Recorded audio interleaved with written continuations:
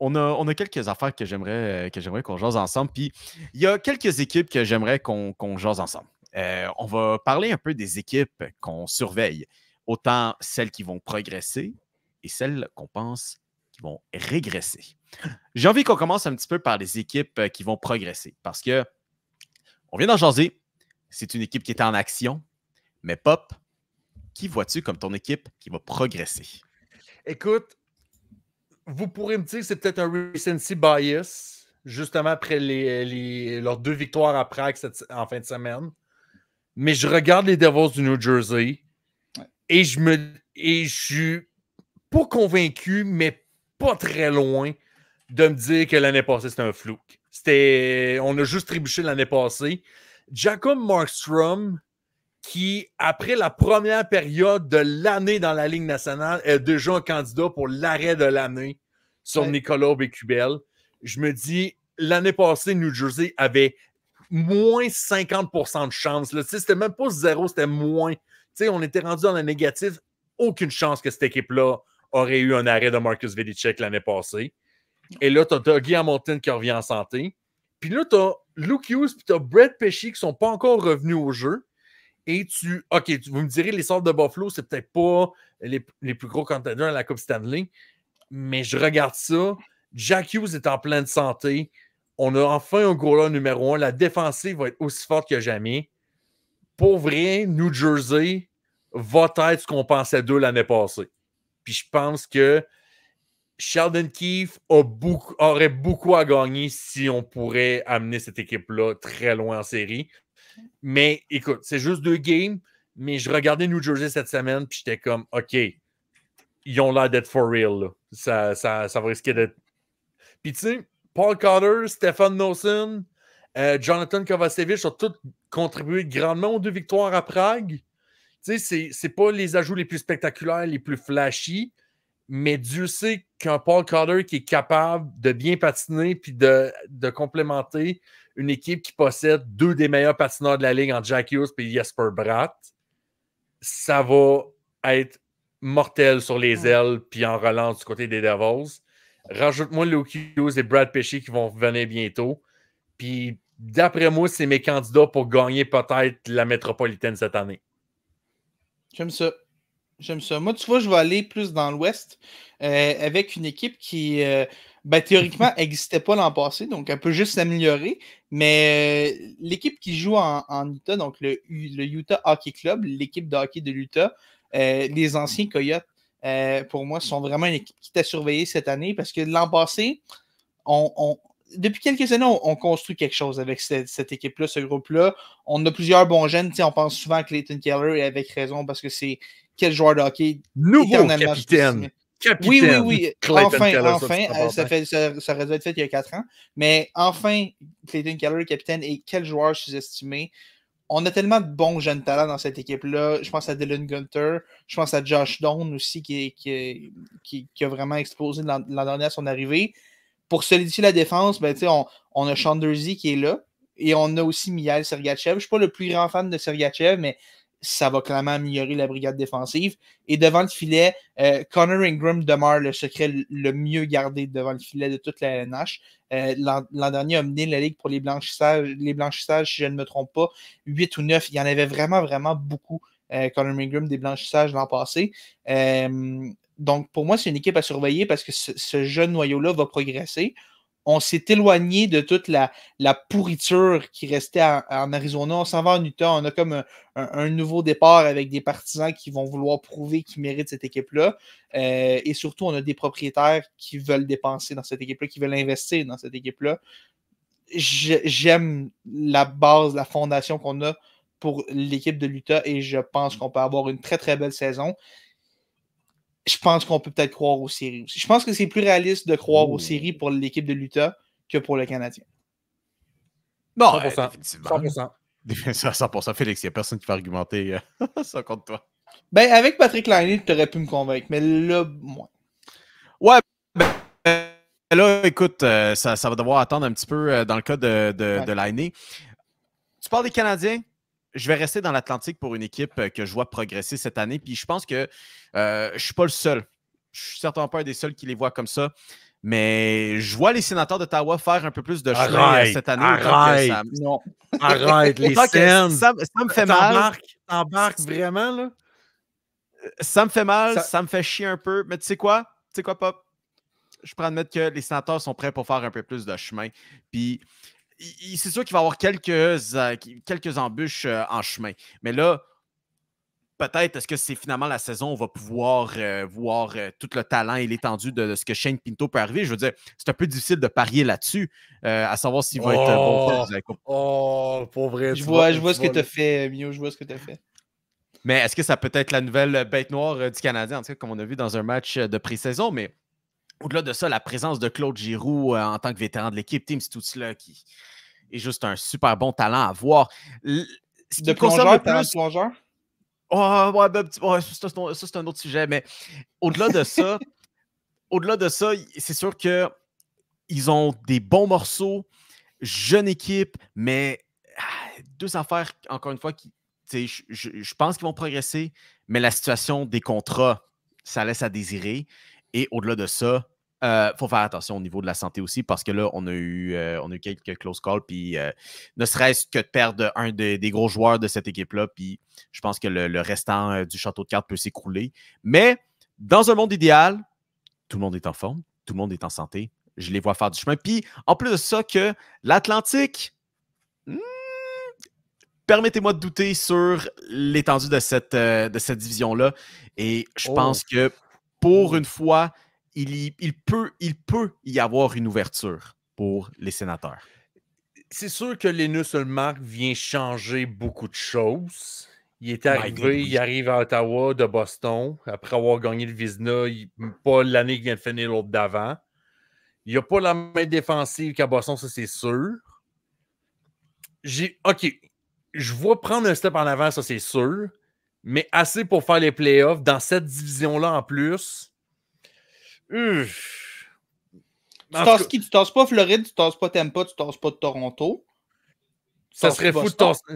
Écoute, tant qu'à être déjà dans le sujet, on pourra pas tasser Boston maintenant que Jeremy Swayman vient de signer pour 8 ans. Finalement, écoute, Boston, on va y revenir dans 2 secondes. À la limite, tu pourrais me convaincre de Boston, mais pas pour Ottawa. Pas pour Ottawa. Parce que si tu rentres, t'es peut-être comme équipe repêchée. Faudrait que la métropolitaine soit vraiment pourrie puis qu'il y ait juste 3 équipes de métropolitaine. Je parle d'équipe qui progresse. C'est pas impossible que la métropolitaine soit mauvaise à ce point-là. J'ai quand même parlé d'équipe qui progresse. J'ai pas parlé d'une coupe pour les Sénateurs. Non, mais tu sais, s'il faut que les Sens manquent encore les séries, un peu comme Buffalo aussi, ou un peu comme Détroit, un peu, tu sais, ce mix de bottom four dans l'Atlantique avec Montréal, Détroit, Ottawa puis Buffalo, un moment donné, il va bien en avoir une qui va faire les séries à un moment donné, mais celle qui va la faire va tellement humilier les 3 autres, ça va être incroyable. Vraiment. S'il faut que Montréal fasse les séries avant les 3 autres.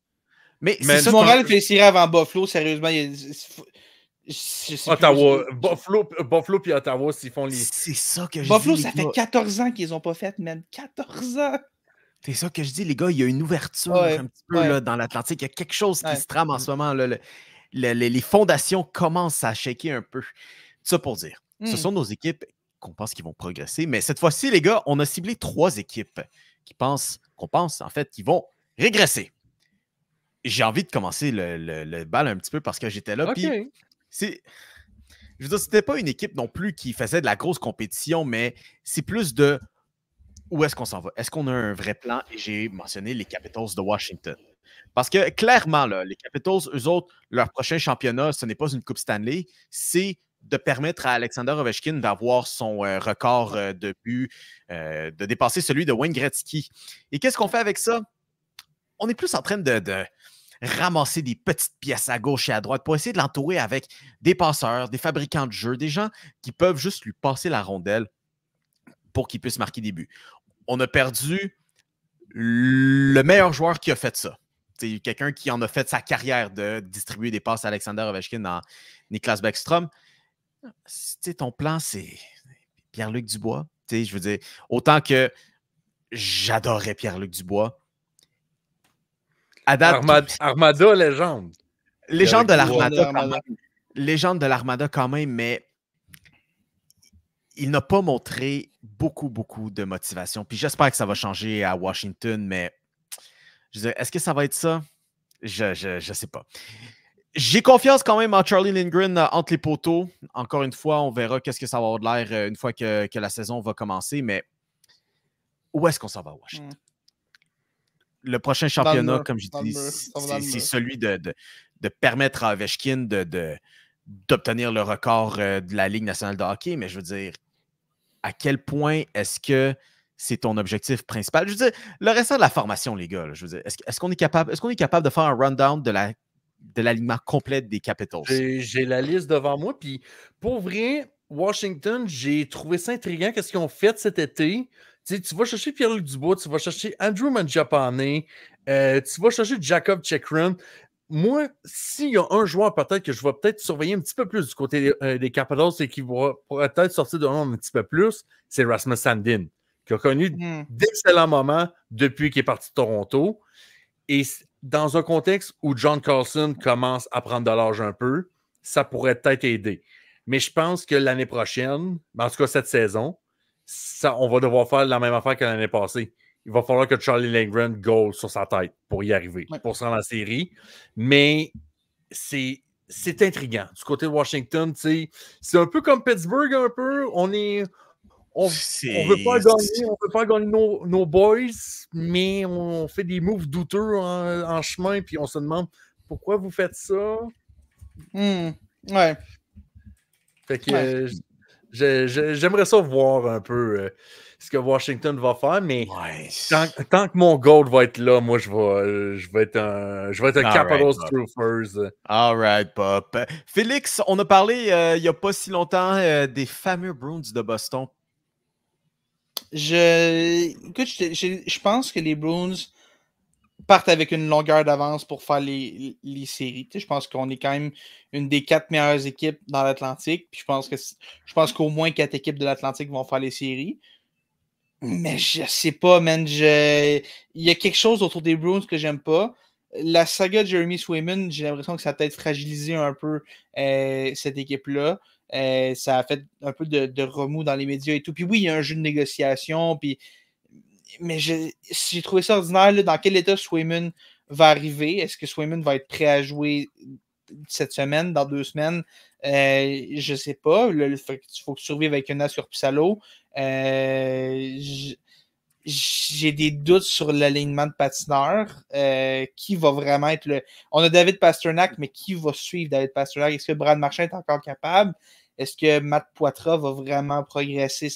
Il y a beaucoup de choses à Boston. Je me dis, il y a comme pas assez de garanties en ce moment.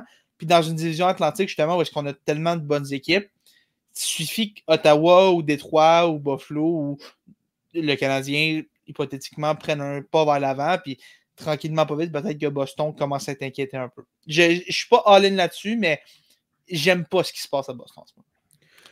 Félix, j'ai sorti cette cassette-là depuis 3 ans sur les Bruins de Boston. Je sors la même cassette. Il y a un petit quelque chose qui fait pas que je crois pas en Boston. Ouais. Marchand commence à être vieux. Oui, Pasternak, il est là, mais Patrice Bergeron est plus là. Tuukka Rask est plus là. Puis, je pense l'année suivante ou 2 ans après, meilleure saison régulière ou l'une des de l'histoire de la Ligue nationale. Puis, l'année passée, on n'a pas passé à grand-chose de dépasser les Panthers de la Floride et gagner cette division-là. Les Bruins de Boston sont juste pas tuables. Puis, le fait d'avoir Jeremy Swayman peut-être à la 2e semaine de la saison, au lieu de l'avoir au mois de décembre, mettons, ou à fin novembre, ça change beaucoup de choses. Parce que, OK, oui, tu as Pasternak et Marchand, ça c'est réglé. Elias Lindholm, qui se rajoute là, qui est un centre de bonne qualité, surtout si tu l'entoures d'excellents alliés, ça pourrait rapidement devenir un excellent centre numéro 1. Charlie Cole est encore capable. Pavel Zacha a prouvé l'année passée qu'il pouvait prendre des responsabilités supplémentaires. Et je m'excuse, quand ton top 4, c'est encore Charlie McAvoy, Hampus Lindholm, Nikita Zadorov, puis Brandon Carlo, avec Jeremy Swayman dans les nets, moi, je pense que Boston ne sont pas encore finis. Malheureusement, ça me fait de la peine pour dire ça, parce que j'attends depuis 5 ans de Smoker Pack, puis de voir leur downfall, puis ça n'arrive jamais, puis ça m'énerve. D'ici là, Pop, quelle est ton équipe qui va régresser en 2024-2025? Je dis pas qu'ils vont s'écrouler ou qu'ils vont prendre 1 million de pas de recul, mais une équipe qui m'inquiète pour cette saison, c'est l'Avalanche du Colorado. Le talent est là. Le high-end talent est là. Rantanen, McKinnon, Makar, Taves sont tous encore là. Fine. Regarde en arrière. Peux-tu me nommer quelques gars de l'alignement qui vont être là au premier match de la saison, puis que tu te dis, OK, cette équipe-là a une profondeur pour aller loin en saison régulière? Arturi Lekonen ne débutera pas la saison. Non. À cause d'une blessure. Dans les nets, tu as encore Pavel Francouz. De quoi ça? Ah, ok, je pense que tu parlais de Georgiev qui est. Mais, mais aussi Georgiev qui n'est pas. En arrière, c'est encore suspect.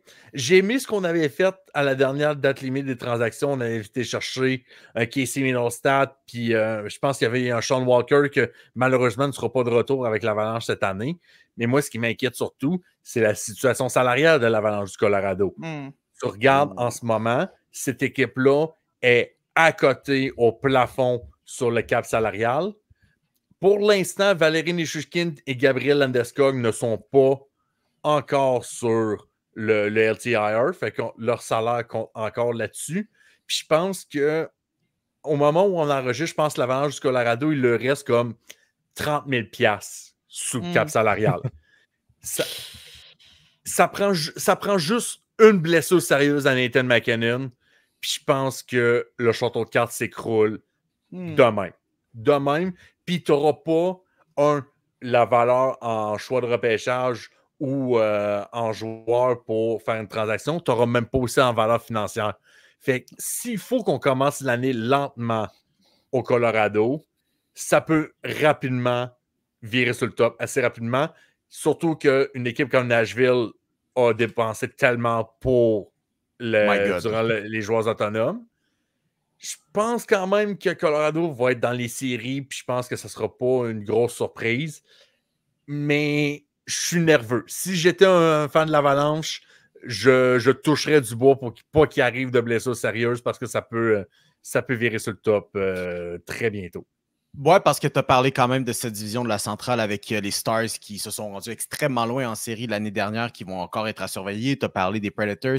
Puis tu as quand même d'autres équipes que tu peux pas ignorer, comme les Jets et peut-être le club de hockey de l'Utah là-dedans. Ça va être le fun à voir par contre, mais l'Avalanche Pop, je pense que c'est un bon choix pour ça. Les gars, on approche un petit peu de la fin. Juste envie qu'on jase très vite, OK? On a ciblé 3 des prix individuels qu'on pense qui vont les gagner. Donc, nous avons le Vezina, le Norris et le Hart. Petit tour de table, les gars. Qui gagne le trophée Vezina pour le meilleur gardien? Je vais y aller en premier. Igor Shesterkin dans une année de contrat. Je pense que c'est aussi simple que ça. Je vais aller avec Shesterkin. Puis ce gars-là va arriver, va demander tellement d'argent dans un an s'il devient joueur autonome. Puis je pense qu'il va avoir le couteau entre les dents, va avoir une grosse saison. Puis dans ce qui est peut-être cette dernière année-là du noyau des Rangers, je pense qu'il va être absolument un véritable mur devant son filet. Moi, je pense que Jeremy Swayman va arriver dans cette saison-là en colère. Peut-être pas en colère, mais il va arriver avec le feu au cul, avec tout ce qui s'est passé dans les dernières semaines. Puis je pense que ça va grandement le motiver. Moi, je crois encore que Boston va être encore dans les tops équipes dans l'Est. Ça reste à voir s'il va être capable de goaler plus que 40 games dans une saison. Mais Shesterkin, c'est un bon choix. Mais je pense que Jeremy Swayman, après avoir échoué d'avoir reseté le market chez les gardiens, après avoir pris cette entente de 8 ans-là, va arriver, va vouloir tout casser. Fait que moi, je vois un Jeremy Swayman très motivé cet hiver. Donc, selon Pop, Jeremy Swayman aura mangé au restaurant mexicain le plus douteux de la ville de Boston s'il arrive avec le cul en feu. Ça ressemble à ça. Pour ce qui est de mon gardien, je vais y aller avec Igor Shesterkin aussi dans cette année de contrat pour les Rangers. Félix, t'as tout énoncé. Ça. Puis, ce qui m'amène au prochain point pour le défenseur, pardon, avec le Norris. Je vais prendre la parole en premier parce qu'on parle d'Igor Shesterkin. Je crois qu'il fera d'Adam Fox le récipiendaire du trophée Norris pour la saison à suivre. J'aime ça. J'aime ça. Moi, tu vois, j'ai envie de dire Miro Heiskanen parce que je pense qu'il mérite. Je pense qu'éventuellement, c'est sûr qu'il va en gagner un, mais j'ai envie de creuser un peu plus sur celui-là. Noah Dobson. Je suis pas all-in sur Noah Dobson, mais je sais pas. Un Norris, il faut que tu regardes à marquer des points. C'est comme ça que ça marche, le Norris, maintenant. Dobson n'est pas hyper offensif, mais il va avoir une grosse saison offensive quand même. Pas point par match. Chez les Islanders. C'est ça, chez les Islanders. Puis, je sais pas, j'aime le gars, j'ai envie d'y croire. Tu me demandes prédiction rationnelle, je dirais Heiskanen. Mais Noah Dobson, je sais pas pourquoi j'ai envie de croire en la candidature de Dobson cette année. Ta prédiction le fun. Ouais, c'est mon pour le fun. Hop. Je vais y aller rapidement. Je crois beaucoup en l'équipe. Ils se sont améliorés. Et ce gars-là est constant année après année. Je compte un deuxième trophée Norris pour Roman Josi. J'aime ça. Les Prédateurs, t'as parlé grosse saison morte. Extrêmement grosse saison morte. Puis Roman Josi, t'as parlé de quelqu'un qui doit marquer des points? Ouais. C'est qui va en avoir du fun. Roman Josi à Steven Stamkos sur le powerplay cette année à Nashville va être comme du crack. Ça va être beau. Ça va être le fun. Finalement, notre dernier récipiendaire pour de trophée individuel qu'on s'accorde, le trophée Hart pour le MVP, le joueur le plus utile. Pop, tu as mentionné cette équipe-là comme une équipe qui va régresser, l'Avalanche du Colorado. Et c'est pour ça que je place Nathan MacKinnon comme mon récipiendaire. Back-to-back, OK. Je donne back-à-back parce que là, tu as parlé à quel point c'est fragile, cette équipe-là, tout ce qui est du noyau, de la profondeur. Maintenant, ça, c'est la conversation éternelle sur qu'est-ce que ça veut dire que de gagner un MVP, qu'est-ce que c'est le plus utile. Maintenant, avec toute cette profondeur-là, tu enlèves Nathan MacKinnon, tu as mentionné à quel point ça pourrait être désastreux. Tout ce que j'ai à dire. OK. Moi, je vais y aller avec le gars qui aurait dû gagner l'année passée. Et que ce gars-là, on disait que Miro Heiskanen était dû enfin pour gagner un Norris. Nikita Kucherov est dû pour gagner un trophée Hart à un moment donné. Ouh, late bloomer. Il l'a déjà gagné. Il l'a déjà gagné une fois. Oh! Sa grosse année, il l'avait gagné. Ah, ben oui, c'est vrai. T'as bien trop raison. Je suis bien cave. Mais... Un deuxième! Il est dû pour un deuxième. Il est dû pour un deuxième. Mais je l'avais collé. Vas-y. Mais l'année passée, je le voyais lui. Et j'ai hâte de voir ce qu'il va pouvoir. Tu sais, on parle de Roman Josi avec Steven Stamkos, mais Nikita Kucherov avec Jake Guentzel. Les passes vont être sur le tape, je vous le garantis.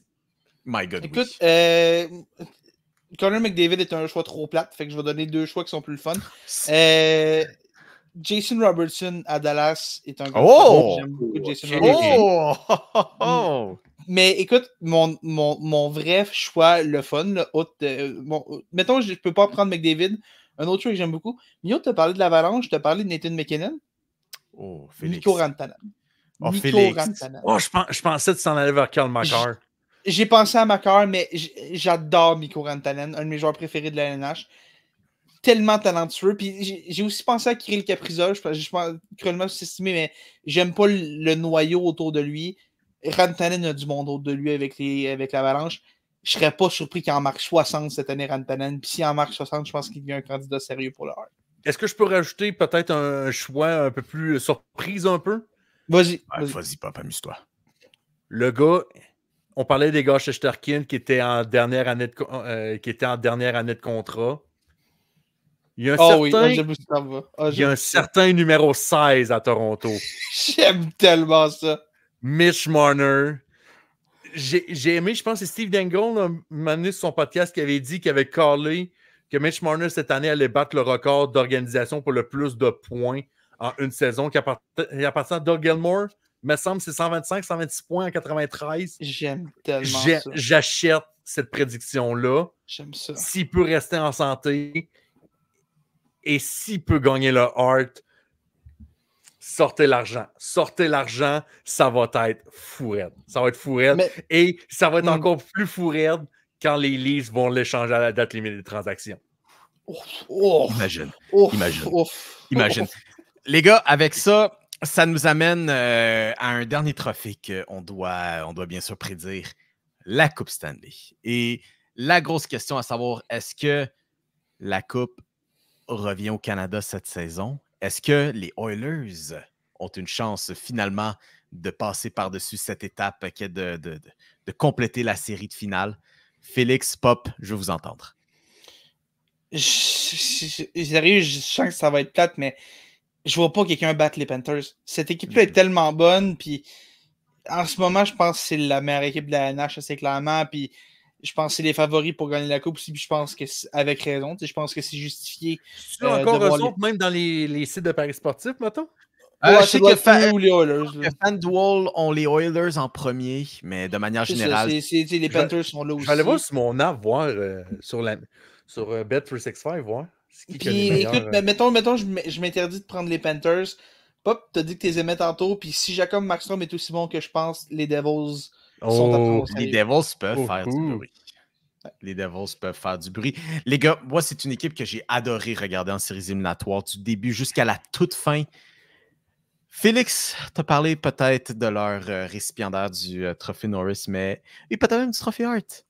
Mais donnez-moi les Stars de Dallas pour remporter la Coupe. Oui, ça, je suis down. Donnez-moi les Stars. J'ai la réponse ici. Bet365 donne les favoris pour l'instant, c'est les Oilers d'Edmonton en ce moment. OK. Les Oilers, les Devils sont deuxième, soit dit en passant. Pour vrai? Ah ouais! Oui. Les Devils du New Jersey, je sais pas si... Ouais. Ah, c'est parce qu'ils sont 2-0. C'est parce qu'ils sont 2-0. Probablement que c'est à cause de ça. Mais mettons dans le top 5, c'est Oilers, New Jersey, les Panthers, les Stars et l'Avalanche. Bon. Et toi, Pop, ton choix personnel, qui est ton équipe qui remporte la Coupe? J'avais pensé aux Devils, mais j'étais genre, OK, non, là, regarde, le c'est bias, c'est bien beau. Puis là, Félix me sort ça, j'en fais bon, ça y est. Les Stars, j'aime ça. Dis le Canadien, ouais, let's go. Non! Pourquoi pas rendu là? Sinon, il y a les Sharks qui vont être bons cette année. Ouais, t'as les Sharks, t'as les Blackhawks, t'as Columbus. Des vraies puissances, là. C'est le last dance. Fuck it, les Rangers. C'est le last dance. C'est la dernière chance. Je crois 0 en eux. C'est probablement l'organisation sportive la plus surestimée de tout le sport nord-américain. Avec le joueur le plus surestimé de la Ligue nationale de hockey, Mika Zibanejad. Non, Chris Kreider existe encore, je vais juste te dire. Non, fuck Mika Zibanejad. Mais, fuck, tu vois, j'hésitais entre soit les Rangers ou les Hurricanes. Mais je pense que les Hurricanes, leur année, c'était l'année passée, puis ils n'ont pas été capables. Fait que moi, je donne les Rangers de New York, malheureusement, gagnant de la Coupe Stanley. Rangers, baby, puis les boys, on ne peut pas parler d'un bloc de hockey sans mentionner un peu le Canadien de Montréal. Où est-ce qu'on les place cette année? Est-ce que finalement, on va peut-être voir une amélioration de cette reconstruction que tant de gens attendent avec, ça vaut ce que ça vaut, mais là, la présence de Patrick Laine qui va devoir attendre un peu cette saison. Où est-ce qu'on les place? C'est un peu drôle, hein, où on se retrouve maintenant dans cette reconstruction de est-ce qu'il faut qu'on commence à gagner? Est-ce qu'on commence à accélérer le processus? Peut-être même le rusher, le processus? Ou est-ce que... Le fameux mix. Exact. C'est quoi le fameux mix dans tout ça? Écoute, moi, je regarde l'année passée, puis je me dis qu'en novembre-décembre, c'était encore relativement possible qu'on fasse des séries rendues en novembre-décembre. Si on est capable d'être pas trop loin dans la course quand Patrick Laine va revenir, moi, je me dis peut-être on va pouvoir se battre pour faire les séries. Je pense... Même quand il y avait Patrick Laine, je me suis dit c'est peut-être un reach qu'on fasse des séries. Là, c'est sûr qu'avec l'absence de Patrick Laine, ça met des bâtons dans les roues. Je pense que le meilleur scénario, ça reste, comme dirait Kent Hughes, c'est on va être dans le mix. Puis je pense que ce mix-là, c'est on va jouer des matchs avec de la valeur au mois de mars. Qu'est-ce qui va arriver par la suite, je ne sais pas. Mais je pense que ça va se battre jusqu'à la toute fin. C'est juste ça que moi, c'est juste ça que je demande. C'est que rendu à fin mars, début avril, qu'on regarde le calendrier et qu'on fasse des calculs mathématiques comme on faisait dans la métropolitaine l'année passée pour le deuxième wildcard. Puis que finalement, on se rend compte que ça va jouer par 1-2 points à la fin de l'année pour le Canadien.